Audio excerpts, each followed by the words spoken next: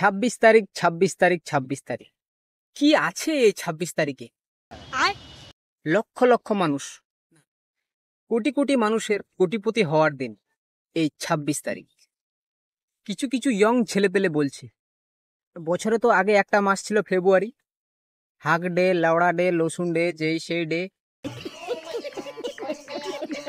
আর এখন ওর মধ্যে চলে আসলো একটা নতুন ডে, সেটা হচ্ছে কোটিপতি ডে। হামস্টার কমব্যাট নামে একটা গেম আছে, সেই গেমটার 300 মিলিয়ন ইউজার পূর্ণ হয়েছে। গোটা 300 মিলিয়ন মানে 30 কোটি মানুষকে কোটিপতি বানাবে, এটাই এই মানে ছেলেদের ধারণা আর কি।